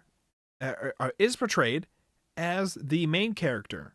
The girl Rena is the character who truly embodies the world of Higurashi with its intense ups and downs, and I don't think anyone could represent Higurashi as well as she does. The girl Rena really does have a lot on her mind. After thinking seriously about so many things, she deliberately creates a persona that doesn't seem to be thinking anything at all. It's precisely because she is that way that she is able to consider the possibility that other people like her have created their own outward personas after thinking seriously and agonizing over things. In that sense, I hope that you will understand how much it hurts her when, in the story, Keiichi irresponsibly envies Rena for being so carefree every day. I think that it's because Rena represents Higurashi that she is the one featured most often in Higurashi illustrations, and when she is, she can never be without her trademark item, the Nata Cleaver. If you pay careful attention while reading the original, it's true that she does have the cleaver in a lot of shocking scenes, but if you look at it more generally, it doesn't actually show up very much. She has it in all of the illustrations, so I suspect people might get the impression that she walks around with it every day. Incidentally, the cleaver is a dangerous weapon. Dangerous weapon is Kyoki, which leads us to a different Kyoki. Madness. The madness of an ordinary girl. So Rena's always holding the cleaver. Rena always holding the cleaver hints at the madness hidden in daily life. Oh, okay. So we got like a double meaning thing with that. All right, interesting. In that case, if she loses that madness, will all the world's problems be resolved? ... Rena is on the box of the last arc of the original series, the festival accompanying arc. But but there is nothing in her hands. Her weapon is gone. The weapon, Kyoki, leads to the madness Kyoki. Do you have any Kyoki in your pockets? Do you, Chad? I mean, my pockets right now are empty, so I think I'm good. I think. Okay. No Kyoki. No madness found. We do have a slight afterword from the artist, Karin Suzuragi. It says, "Thank you very much for picking up Volume 1 of the Atonement arc. I was really happy to be put in charge of the manga version of the Atonement arc, which is said to be the most intense of the original arcs. Kana kanata nata ta. I don't know what all that was about, but that is what is written there. I will do my best to convey to all of you through the manga the excitement I tasted in the original. The Atonement arc is going to get more and more intense, so if you like, please join me for the next volume 2. And that's the first volumes afterwards, and then we go into the next volumes afterwards, which says, okay, here's from Ryukashi, about the Atonement arc when it was being written. Volume 2 of the Atonement arc is over... Try this again.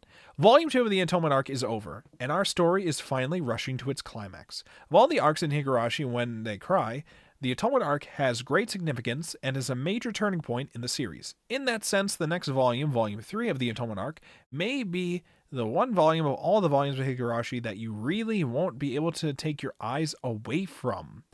I hope you will continue to have high expectations of the Atonement arc as woven by Suzuragi sensei's pen. Now, when I started writing Higurashi, it wasn't very well known. But with the release of the eye-opening arc, the arc right before this arc, it became very popular, and my parents found out about it. So, for the Atonement arc, there were some heartwarming and embarrassing episodes during which I got advice from my parents about the story setting, and the like. For my unlearned self, the experience and knowledge of my parents who had lived more than twice as long as I had was a powerful weapon. Thinking about it, going to other people for advice instead of worrying about things on your own is one of the things Keiichi implored Rena to do in the Atonement arc. Maybe I should have stopped being embarrassed and asked them for more help. I'm grateful to my scientific father who looked it right up when I asked, how many liters of XXX would you need to XXX a classroom? Wry laugh. I wonder what those sensors mean. I don't know. Everyone, if there's anything bothering you, please go to your father or mother first. That's what Ryukishi said. He said that's what you should do. So, the artist then did a 2-page spread afterward thing. I'll put this in the Discord chat to peruse as well for that little art. And it says, thank you for sticking with us this far. Because of all of you, Volume 2 of the Atonement arc has made it safely to publication. Thank you very much. I got to draw a lot of Higurashi again, and it was fun. If this volume could be printed in full color, it would be very vivid, painted in red. I like it. The comic version of the Atonement arc is finally reaching its closing half. Even greater tragedy will befall the club members. But tragedy isn't all that awaits them. I'll work hard so that you can enjoy the future intense developments. So please read on. And there you go. There's your afterwards. And then they showed us a preview image of the next one, which I don't really think most of the other. I don't even think they did this with the previous, like volume 1 of this didn't do this, where like they had a preview of the next ones. The last time that we got that was whenever like an actual arc ended, not when we were going to the next volume. So they really want us to read volume 3 of this. They said this is where shit gets real and things happen and you need to read it. So I am very excited for next week to finish the Atonement arc, and I hope you all are as well. Do we have any other comments, topics, questions, concerns, theories, or anything else that anybody would like to share with the class this week? Speak now or forever hold your peace. Nah. Yeah. Yeah? I liked Rena's character development or fleshing out in this. It's good. I think as well, one other comment I want to say in regards to the art, I think I do agree with the artist too. If this was in full color, I think this would look like probably 10 times better too. You can see like her art, full color art in the second page too, of like a different version of the cover or the chapter cover or something. And it looks very nice, I think. I think it looks cool. And yeah. Yeah. And by the way, It's very Toho-esque. Yeah, Toho. It all comes back to Toho, doesn't it? Ryuji is a fan of Toho, right? So, I mean, you know. Yeah. Where's Everything should the come back to Toho. Where's the Toho reference in Higurashi? I know there's one in Umineko. Where's the one in Higurashi? Ooh, that's a good question. Where is it? It's got to be somewhere, right? Well, we have Tsukihime. Maybe. This is where you're like, I have to look through everything again. I gotta look through some notes. Google search. Fuck discovering it on my own. I'm just gonna Google the answers, like God and Ryukishi wanted me to do.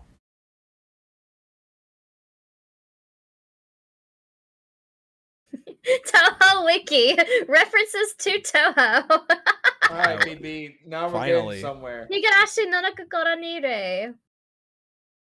Here we go.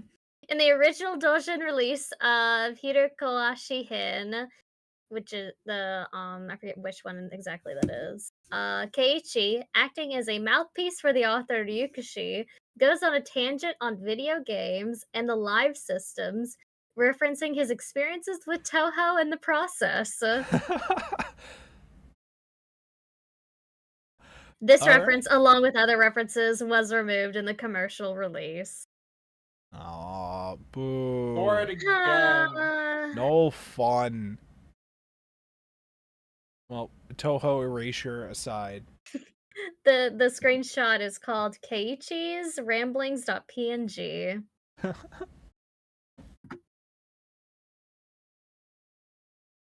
Though Toho I is mean, good. Toho with Wiki resurrection. wouldn't lie to us, so They would never lie to us about Toho, ever.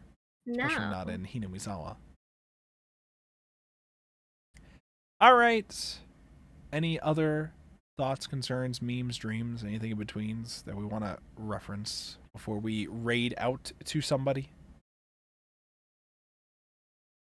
Okay, cool. Thank you so much, everybody, for joining us for another week of the Anime Book Club. We're going to wrap that up here for this week. And next week, we'll be continuing our discussions about the Higurashi When They Cry manga, specifically volumes 3 and 4 of the Atonement arc, a.k.a.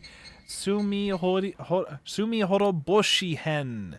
So if you are somebody who is interested in listening to the discussions, keeping up with them, make sure you read up to the end of the Atonement arc for next time, because that should wrap up the Atonement arc for us, and then we will be moving on to the next one after that. So we meet here every Thursday night starting at 9 o'clock Eastern time. We discuss it live and typically discuss 2 manga volumes per week, and we are live on YouTube, Twitch, and Kick all at the same time, and then episodes are also eventually uploaded to Spotify later as well. So feel free to listen on any of those platforms if you want. You can hit any follow buttons, any like buttons, any subscribe buttons that you can see. Just click all the fucking buttons. They're funny buttons. You should press them all. They do fun things. And then if you are somebody who would like to become a part of the book club directly, either involved in the live discussions or just yapping with us, you could join the Discord at discord.wolfborg.com. Grab yourself the Anime Book Club role, and you are there. You're just here. You're here, a part of the book club. And you get to join us as we finish Higurashi, and the next series afterwards, we get to start Death Note. And then afterwards, we're going to be reading Monster. And then we do a vote to see what we're going to read next. It's a very fun time, and you should join. So, thank you so much, everybody, for coming to hang out. Yeah. One more before we raid out. Yes. What do you got? I didn't know the full lyrics to Surupeton. I just knew it was about flat chests. Yeah. So in Yeah. between the singing about flat chests, we have the very descriptive lines. I can hear footsteps coming up behind me again today. Oh yeah, she was Oh my god! What the fuck? Curses, disappearances, sacrifices, torture, demoning away, and snake eating? Flat, smooth, and flat.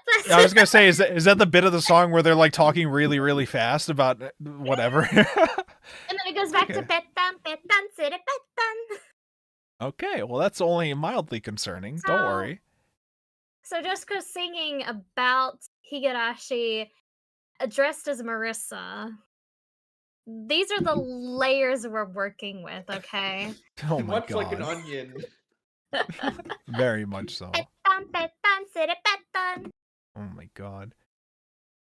All right. Well, with that, that is all we have for this week. Thank you so much, everybody, for listening as usual, and we will see you next week for more Higurashi When They Cry. Let's see who we're gonna raid out to tonight. Who do we have here?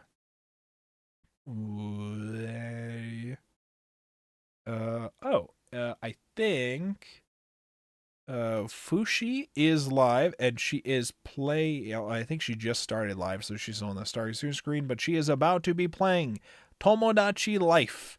So let's go rated to Fushi. Tell her I said hi, and I hope you all have a amazing night. Watch out for parasites, and if you do have a parasite, make sure you take care of it so it doesn't freak the fuck out on you. Also, watch out for potential time loop shenanigans. It's always tricky. Good luck with that. Nipa. Okay, goodbye, gamers. Goodbye. Bye. Bye-bye. Bye.